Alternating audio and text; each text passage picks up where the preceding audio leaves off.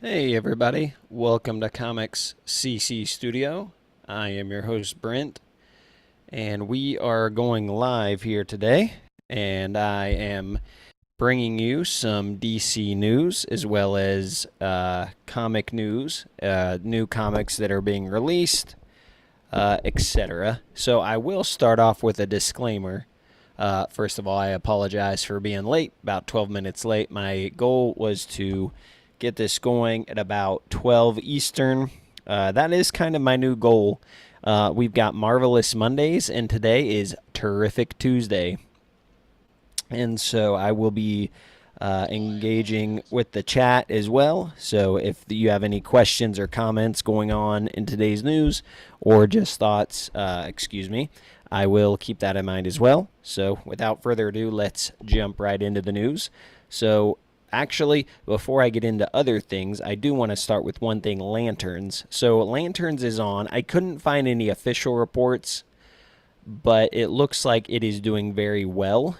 And so, again, I'm not into speculation, speculatory news. Excuse me. I'm trying to stick with just confirmed news by DC Studios, James Saffron, James Gunn, Peter Safran. Sorry about that. The news. And so So I have not seen. So Lanterns is out. It seems like it's doing very, very well. I have not seen episode 2 yet, so please no spoilers in the comments. I believe Sinestro might be in episode 2. I mean, if you want to put in the comments, it was great, it was awesome, whatever. Give your non-spoilery review of episode 2, you could do that. I have seen episode 1 of Lanterns, and I gotta say, after the rewatch, but this is kind of my personality. After the rewatch, I'm starting to like it, starting to kind of get into the groove. At first, I was like, why are you gonna kill off Hal Jordan at the very beginning? Why not make that the end? But it's the story that they're telling, so we will see how it goes. But as far as a little bit of news today, HBO Max has officially ordered 8 episodes of Man, excuse me, I'm going to take a drink. This episode is brought to you by water, the liquid of life. Jesus is also the living water. Man, tell you what, I guess maybe this podcasting thing, I gotta start maybe singing some songs to get my vocals up. Anyways, how many YouTubers do you see that are like performing like a la la la la la la la la la? Anyways, back to reality. So the People versus Gorilla Grodd. And if I didn't say this, I'm talking about DC News and Comics. I probably did, but so HBO Max has officially ordered 8 episodes of the People versus Gorilla Grodd. I am looking at some notes on my iPad. It comes from DC Studios and Warner Brothers Television. Skylar Gassando, forgive me, Jimmy, if I'm not saying your name right, plays Jimmy Olsen.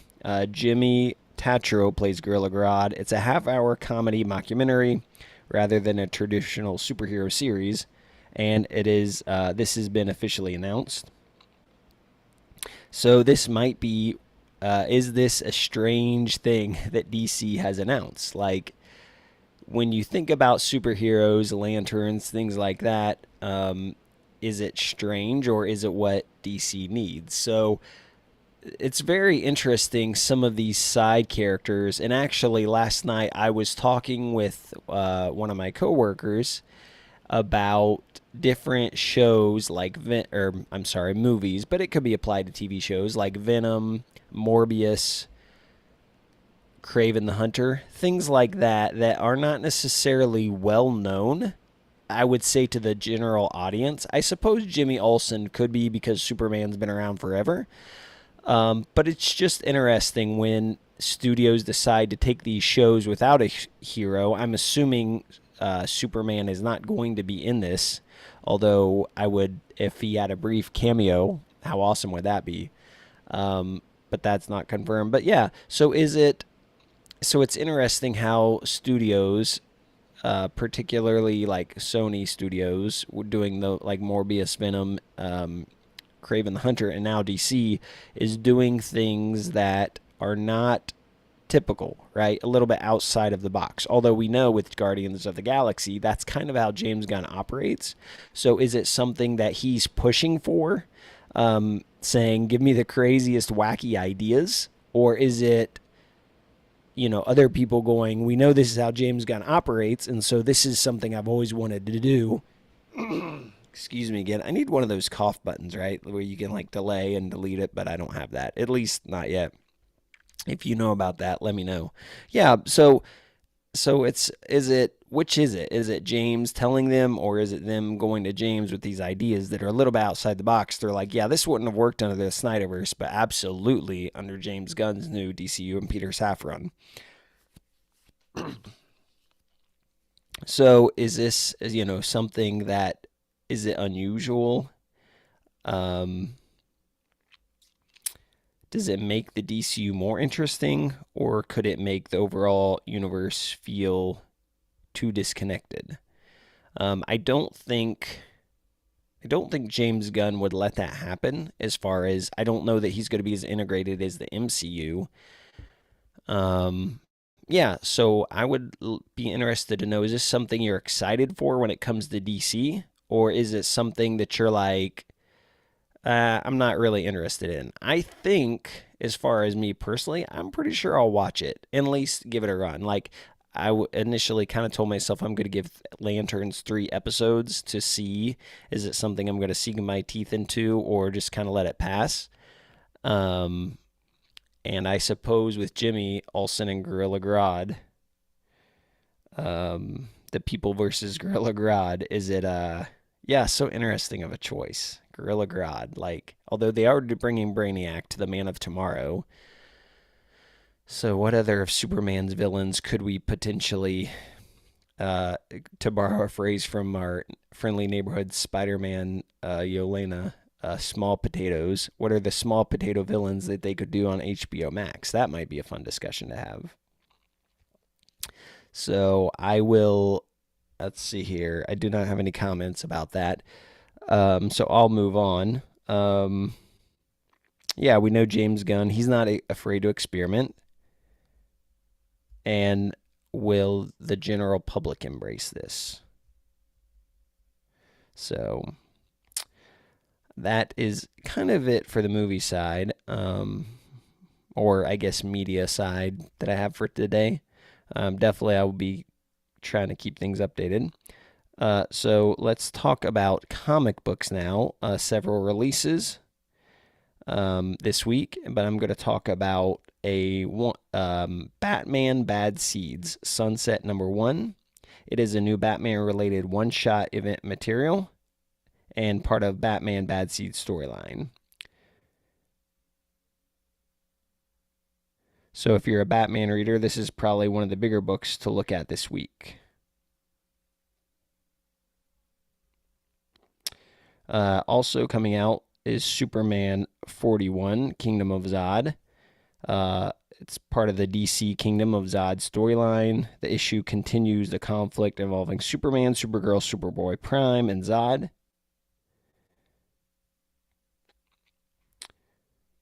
Let's see here. Yeah, so it'll be kind of interesting to see as we're bringing as we're bringing Zod into the mix. Like, how is this going to go as far as what are they going to do with the super family? So I think it's probably a good idea, at least in my opinion, to kind of separate things out a little bit, versus cramming everything all in one issue. Like, what is Supergirl's? How is she going to handle the Zod thing? How is some of the other characters, how are they going to handle the whole Zod thing as well? I think that's kind of a big thing. When Superman with Joshua Williams started out, and this is a series that I am currently following, it felt like a whole lot going on within the comics. And while I think that's okay every now and then, you kind of felt like Clark and Lois, maybe even Jimmy, to some degree, Jimmy, not entirely, get a little lost in the shuffle because they're trying to tell so many different stories. So I think having a divided couple of comics for Superman, Supergirl, Superman Unlimited, Action Comics, and telling maybe the same story within that. But also, I think it's important for me is only collecting Superman to also tell a self-contained story within Superman, and then give maybe a little bit of background if they've not read the other things. Like, this is where it's picking up. If you want to read those things, you can, but you don't have to get the full story. So, also coming out is Next Level One Shot. It is a one shot connected to DC's Next Level publishing initiative. So, is DC successfully creating new entry points for readers, or is the publishing line becoming difficult to keep track of? Now, I will say I like DC. Currently, I'm only collecting Superman as far as titles go, because some of that has to do with budget, some of that has to do with space, things of that nature. So I'll pick up different issues here and there. And so, yeah, I would say if you are a more in-depth DC comic reader than I am, let me know what you think of as far as, is DC successfully creating new entry points for readers, or is the publishing becoming too difficult to keep track of? Also, another one to highlight here is Black Tower, The Raven Conspiracy #1. It is a new 6-issue series written by Ram V with art by Mike Perkins. It's published under DC's Vertigo line. It mixes espionage, magic, and supernatural elements, and the official launch is Wednesday. So those are some of the more ones I wanted to highlight. And then also, I was going to go ahead and fill out some of the other releases coming out. Absolute Catwoman #3, Absolute Wonder Woman 23, Detective Comics 1112. That's a mouthful. The Flash 36, Green Lantern 38, Harley Quinn 65, Justice League Unlimited 22, Poison Ivy 47, and Zatanna #5. So I would say if you are a DC Comics fan, which I am, so here's the thing. When it comes to comics, I started with, I think, the Avengers or Star Wars. I eventually kind of sold and downsized, so now I'm just doing Superman/DC. But I would love to know, what is your overall take on where DC Comics is at as far as the publishing side of things? I think the Superboy Prime storyline with Superman, I found that very intriguing. And I'm someone that's kind of coming at comics later in life, so I'm not a lifelong comics fan per se. I think I've always liked superheroes or things of that nature, but for someone that has been ingrained and tried to continually keep up somewhat with DC, whether it be through the app and new issues, or whether it be through actual physical copies, I would love to know where you think DC Comics is right now. Do you think they're in a good direction, a not good direction? I would love to hear multiple opinions. I would love to hear the opinions of people who think it's great, and the opinions of people who think, I think there's something they need to revamp again, which I know DC has revamped a lot of times. Rebirth era, the New 52. Now we are in, I think, the All In. Is it All In? I think that's what it is. But anyway, so yeah, so just so you know, I'm not trying to claim to be a huge jump into every single DC comic that there is. I unfortunately just don't have time for that. It'd be great. So if I eventually monetize and can get fully into DC Comics and really dig into some of those deeper storylines, that would be fun, but I'm not there yet. So one last thing. As far as DC Lanterns, I was talking to somebody. He said he likes it because it was more grounded, and I think we'll see. I think it's growing on me, but again, that's my personality. But I'm not gonna say I don't want some of the action space adventure type things, and maybe if Lanterns continues, which it seems like it probably will, maybe they're going to do that in a movie. Maybe they're going to incorporate that in season 2. the more spacefaring adventures. And I know we get a lot of those, but I think it's fun. I like Star Trek: The Next Generation, Star Wars, so I'm all for the space adventures. Supergirl, excuse me. So, all right, so that is my kind of news for the day. Um, it's not a huge week for confirmed stuff, but there are some. Those are some of the comics hitting the shelf. Let me know what you're picking up at the comics. Let me know what you're picking up. Please be sure to like, comment, subscribe. Again, Mondays is going to be Marvelous Monday. Tuesdays is going to be Terrific Tuesdays. Wednesday, I'll be doing and dropping my normal podcast slash YouTube video, and that will air or be released early on Patreon, Comics CC Studio. You can check that out. And yeah, so for Comics CC Studio, I am Brent, and I will CC you later. And just remember, as always, stay super. Thank you for listening. Thank you for joining.